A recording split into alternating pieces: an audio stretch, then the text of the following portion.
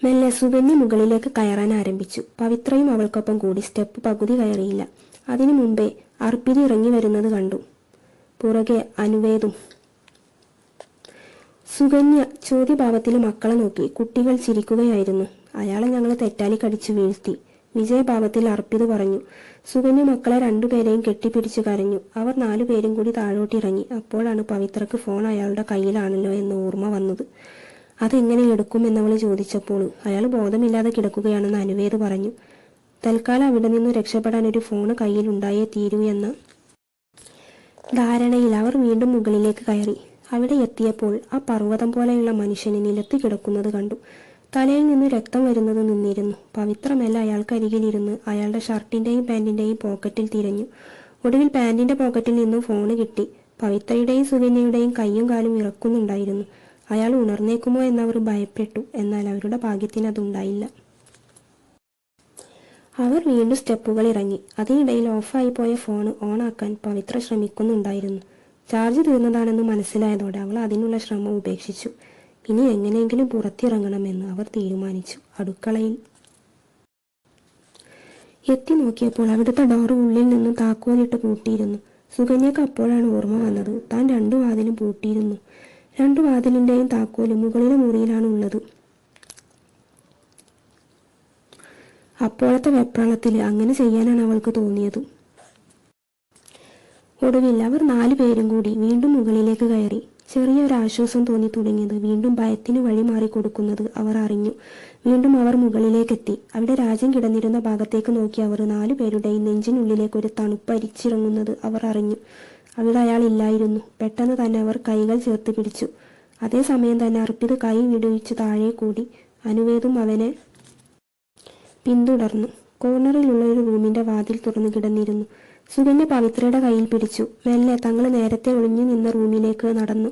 അതിന്റെയും വാതിൽ തുറന്ന നിലയിൽ ചായിട്ടിരിക്കുകയായിരുന്നു. അവർ 2 പേരും മെല്ലെ അകത്തു കയറി. അതേസമയം തലയിലെയും പുറത്തെയും മുറിവുകൾ അവിടുത്തെ ബാത്റൂമിൽ പോയി കഴുകിയതിനു ശേഷം അവിടെ തുണി വെച്ചു കെട്ടി രാജൻ പുറത്തേക്ക് ഇറങ്ങി. അയാൾക്ക് അപ്പോഴും തലക്കൊരു തരിപ്പ് പോലെ അനുഭവപ്പെട്ടിരുന്നു. അവർ 2 പേരിൽ ഒരാളെ പോലും ജീവനോടെ വിടില്ലെന്ന് രാജൻ അപ്പോൾ ഉറപ്പിച്ചിരുന്നു. രാജൻ തിരക്കിട്ട് താഴേക്ക് നടന്നു. അയാൾ പോകുന്നത് സ്ത്രീകൾ 2 പേരും അറിയുന്നുണ്ടായിരുന്നു. ശ്വാസം പോലും ഇടാതെ അവർ അവിടെ നിന്നു. കയ്യിലെടുത്ത താക്കോൽ കൂട്ടം തമ്മിൽ അമർത്തി പിടിച്ചു. സുകന്യ കണ്ണുകൾ മുറുക്കെ അടച്ചു നിന്നു.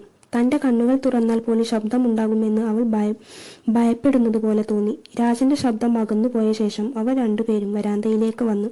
പുറത്തേക്ക് നോക്കിയപ്പോൾ രാജൻ താഴെ നടുമുറ്റത്താണുള്ളത്. കുട്ടികൾ 2 പേരും നേരത്തെ ചെയ്തതുപോലെ തെറ്റാലി പിടിച്ച് നിൽക്കുന്നുണ്ട്. പക്ഷെ രാജന്റെ കയ്യിൽ ഒരു വട്ടപാത്രത്തിന്റെ മൂടിയുണ്ട്. ഓരോ ഗോലിയും അയാൾ ആ മൂടി കൊണ്ട് തടുക്കുന്നുണ്ട്. ഒപ്പം ഓരോ സ്റ്റെപ്പ് വെച്ച് കുട്ടികളുടെ അടുത്തേക്ക് നടന്നടുക്കുന്നുമുണ്ട്. തെറ്റാലി പ്രയോഗം നടക്കില്ലെന്ന് മനസ്സിലായതോടെ മക്കളെ 2 പേരും എതിർവശത്തെ കൂടി. ഒരു പൈശാചികമായ ചിരിയോടെ രാജനും അവർക്ക് പുറകെ ഓടി. നേരെ ഓടിയാൽ അയാൾ പിടിക്കും എന്ന് ഉറപ്പായിരുന്നു. കുട്ടികളെ 2 പേര് 2 വശത്തെ കൂടി.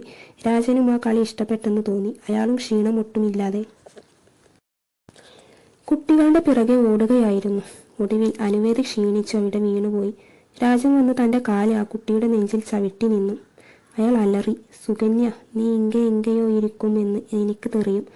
5 സെക്കൻഡുക്കുള്ളേ നീ ഇങ്ക വരണം. ഇല്ലെങ്കിൽ ഇന്ത പയ്യൻ പൊണമായിടും. അടുത്ത നിമിഷം അർപ്പിത് ഒരു വടിയെടുത്തു വന്ന് അയാളെ അടിച്ചു. രാജൻ അർപ്പിതിനെ തൂക്കിയെടുത്തു നിലത്തേക്കെറിഞ്ഞു. ഒന്ന് ചുമച്ച ശേഷം അർപ്പിത് അവിടെ തന്നെ വീണു. സുകന്യ ആ സ്റ്റെപ്പുകൾ ഓടിയിറങ്ങുകയായിരുന്നു. അതേ വേഗതയിൽ അവൾ വന്ന് രാജന്റെ കാലിൽ വീണു. രാജൻ സുകന്യയുടെ മുടിയിൽ പിടിച്ചെഴുന്നേൽപ്പിച്ചു. അവൾ നിന്നു വിറക്കുകയായിരുന്നു.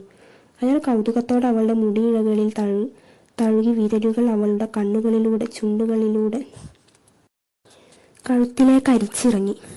അടുത്ത നിമിഷം അയാൾ മറ്റേ കൈവീശി അവളുടെ മുഖത്തടിച്ചു. അവൾ വീണു പോകാതിരിക്കാൻ അയാൾ അവളുടെ കഴുത്തിൽ മുറുകെ പിടിച്ചിരുന്നു. സുകന്യക്ക് ശ്വാസം മുട്ടുന്നുണ്ടായിരുന്നു. അപ്പോഴും രാജന്റെ പിടി മുറുകിയതേ ഉള്ളൂ. സുകന്യ വല്ലാതെ പേടിക്കാൻ തുടങ്ങിയപ്പോൾ അയാൾ പിടിവിട്ടു. സുകന്യ നിലത്തിരുന്ന് ചുമക്കാൻ തുടങ്ങി. അവൾ ശ്വാസം ആഞ്ഞു വലിക്കുന്നുണ്ടായിരുന്നു. അവളുടെ ചുണ്ടു മുറിഞ്ഞു. രക്തം വരുന്നുണ്ടായിരുന്നു. രാജൻ വിരൽ കൊണ്ട് തോണ്ടിയെടുത്തു. ആ രക്തം നുണഞ്ഞു. എന്തോ ലഹരി ഉപയോഗിച്ചതുപോലെ അയാൾ അത് ആസ്വദിച്ചു. കുറച്ചു നേരം മരണവെപ്രാളം കാണിച്ച സുകന്യ പിന്നെ ക്ഷീണിച്ച് അവിടെ ഇരുന്നു. രാജൻ മെല്ലെ മുകളിലേക്ക് നോക്കി. എല്ലാം നോക്കിക്കൊണ്ട് പവിത്ര അവിടെ നിൽക്കുന്നുണ്ടായിരുന്നു. അവളുടെ കണ്ണുകൾ നിറഞ്ഞൊഴുകുന്നുണ്ടായിരുന്നു. അയാൾ കൈകൊണ്ട് അവളോട് താഴേക്ക് വരാൻ ആംഗ്യം കാണിച്ചു. നിലത്തിരുന്ന സുകന്യയെ അയാൾ മുടിക്ക് കുത്തിപ്പിടിച്ചു. ഒന്നുകൂടി എഴുന്നേൽപ്പിച്ചു. മുടി പറിച്ചെടുക്കുന്നത് പോലെയുള്ള വേദനയിൽ സുകന്യ ശബ്ദമില്ലാതെ കരയുന്നുണ്ടായിരുന്നു. പവിത്ര മെല്ലെ താഴേക്ക് ഇറങ്ങി. കുട്ടികൾ അപ്പോഴും നിലത്ത് അനക്കമില്ലാതെ കിടക്കുകയായിരുന്നു.